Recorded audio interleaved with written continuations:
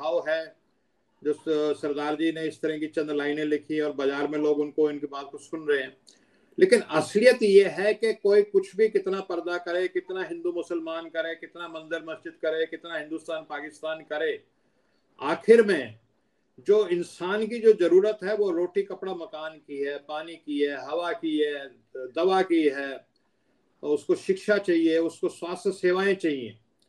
और इस तरह के तमाम मामलों में जो पिछले 8-9 साल से जो सरकार चल रही है वो बार बार फेल हुई है। ऑक्सफार्म इंटरनेशनल के जो आंकड़े हैं वो बताते हैं कि पिछले 3 सालों में 84% परिवारों की आय कम हो गई है हमारे देश में। बेरोजगारी 45 साल में कभी इतनी अधिक नहीं रही। तो ये सारी की सारी चीजें अब जो वरिष्ठ नेता हैं, जो देश को समझते हैं, अर्थव्यवस्था को समझते हैं, कि वो देख रहे हैं कि ठीक है ऊपर से तो ढोल बज रहा है लेकिन अंदर से जो ढोल है वो खोखला है और पता नहीं कब ये ढोल फट जाए और इस ढोल की पोल खुल जाए। और आपने श्रीलंका में भी देखा कि ढोल वहां पे भी जबरदस्त बज रहा था जी। और वहां के नेताओं के पीछे दीवाने थे लोग, और इस तरह की बातें वो तमिल लोगों के बारे में क्या कहते थे और किस तरह की बातें चलती थी। लेकिन वहां का ढोल फट गया, और ढोल फट गया तो लोगों ने देखा कि बच्चों के लिए दूध नहीं है, दवाइयां नहीं है, पेट्रोल नहीं है, बिजली नहीं है देश में, तो वो जनता सड़कों पे आ गई। तो जो समझदार बुद्धिजीवी और जो जिसको अनुभवी नेता है भारतीय जनता पार्टी के, वो जरूर चिंतित होंगे। और होसबोले साहब ने जो बात कही है और जो गडकरी साहब ने जो बात कही है, आर्थिक विषमता के ऊपर बात कही है कि जो पैसा तो बहुत है, देश तो हमारा बहुत अमीर है, लेकिन जितना भी ये आप कह रहे हैं कि आर्थिक प्रगति हो रही है, वो चंद मुट्ठी भर लोगों के हाथ में सारा पैसा जा रहा है। अदानी दुनिया के नंबर 2 अमीर व्यक्ति हो गए हैं, लेकिन इस देश के 84% परिवार, और 84% लगभग पूरा देश ही हो गया, उनकी पिछले 3 साल में आय कम हुई है। जो 10 लोग हैं, 10, 1 2 3 4 10, 140 करोड़ के देश में, उनके पास इस देश के 57% धन दौलत चली गई है। और बाकी जो 139 करोड़ 99,99,990 लोग हैं, उनके पास मात्र 43% दौलत बची है।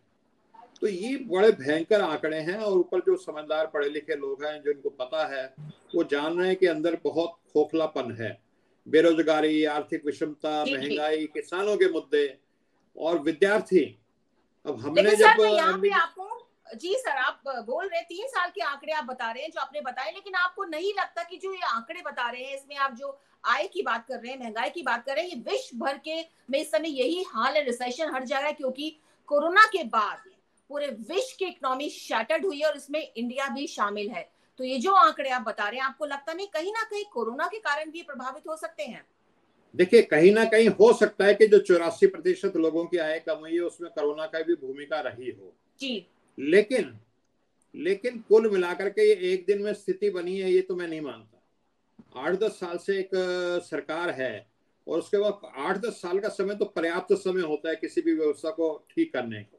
1990 में भी हमारे देश की आर्थिक व्यवस्था बहुत खराब हो गई थी, लेकिन नरसिम्हा राव जब प्रधानमंत्री बने और मनमोहन सिंह को उन्होंने अपना वित्त मंत्री बनाया, तो साल 2 साल में उन्होंने काफी कुछ ठीक कर दिया था। तो 8 साल का समय तो जी तो 8 साल का तो बहुत लंबा समय होता है।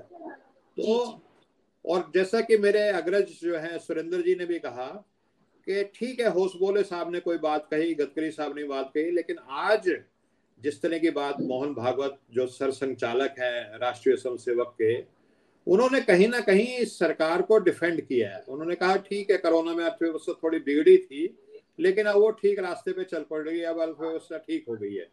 बेरोजगारी के बारे में भी उन्होंने, मतलब कोई विषय नहीं था उनको, वो बोलते हैं या ना बोलते, लेकिन सरकार के खिलाफ बेरोजगारी के ऊपर प्रश्न उठाए जा रहे हैं। तो बेरोजगारी पे बोले भी, देखिए सरकार कितने लोगों को नौकरी दे सकती है, 10 या 20% को।